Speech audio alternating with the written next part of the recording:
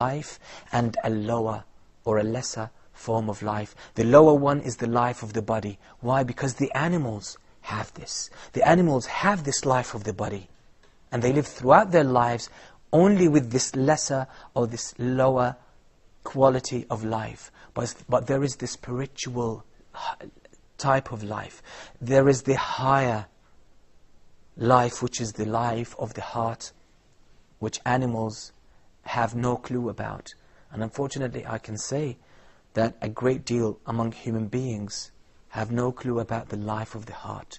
And real happiness is not in the lower level of life, but it's in the higher level of life. That is the life of the heart. This is why real happiness is only given to the people of Iman. The people of true faith know what real happiness means. Yes, the people who are chasing the pleasures and the desires of this world, the carnal desires, these people have moments of joy, but it's not real happiness. Real happiness is contentment, a deep and a profound sense of contentment, of being satisfied with what Allah subhanahu wa ta'ala has given you. This real and profound sense of contentment is real happiness, and it can be only given to the people of Iman, the people of faith, the hearts that are full with knowledge of Allah subhanahu wa ta'ala, and the hearts that are content with what Allah has given them. But the people who are after their desires, they have moments of joy, but it's not real happiness. Real happiness is only in the life of the heart. And as the heart has life, every living thing, as long as it is described as having life, it must suffer from something called diseases and illnesses. Human beings suffer from diseases. Why? Because they are alive. Animals suffer from diseases. Why? Because they are alive. Plants suffer from diseases. Why? Because they are a living creature. But other objects or other creatures that have no life, we don't describe them when they have a deficiency. We don't say that they have an illness or a disease. We say they have a deficiency. They have a problem that we need to fix.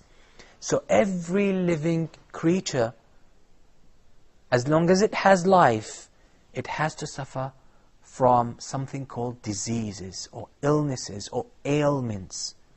These are different words for the same thing. The hearts, as long as we describe them, that they have something called life, they have the quality of life, they also have the quality of being prone to diseases, to illnesses. And this is something very important, because many people's hearts are so diseased, have been suffering from illnesses until they reached the point where they are dead. Their life has been taken away from been taken away from them. This is why the scholars have classified the hearts into 3 types or 3 categories. They are all mentioned in the Qur'an. The first type of hearts is Al-Qalbu Salim, the sound and intact heart. This heart lives a life of tranquility, a life of peace and happiness.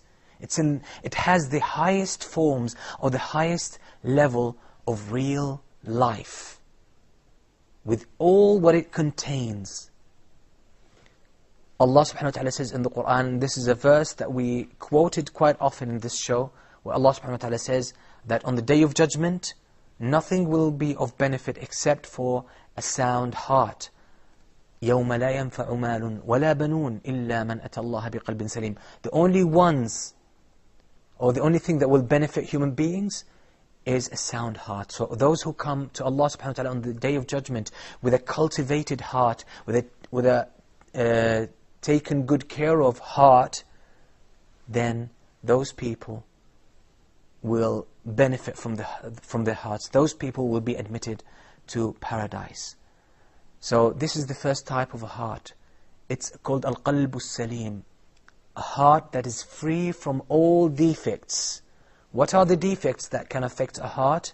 There are 2 types, or 2 illnesses, 2 diseases that affect the heart. In order to have a healthy heart, qalbun salim, salim, healthy heart, you need to make your heart, or you need to look after your heart so it's free from two diseases.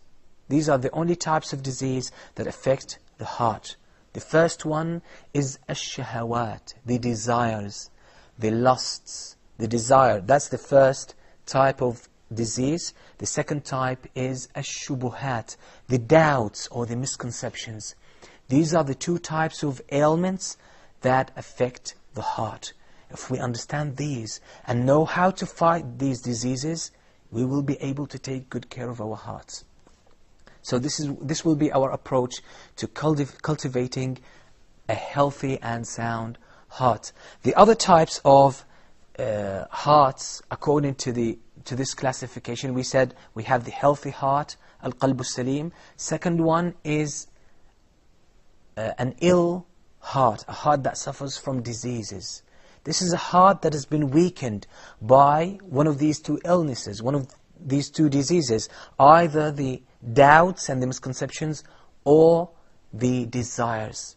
And the third category, and inshallah we'll talk about these in detail, the third type of the hearts, or the third type of hearts is the dead heart. A heart that is dead, has suffered from so many diseases, has been neglected for quite a long time, until it lost all life. So it has no trace of life whatsoever. Inshallah, in future episodes, we will talk about each one of these hearts and their characteristics and how we should deal with them and what are the outcomes of having any of these hearts. Until then, Assalamu alaikum wa rahmatullahi wa barakatuh.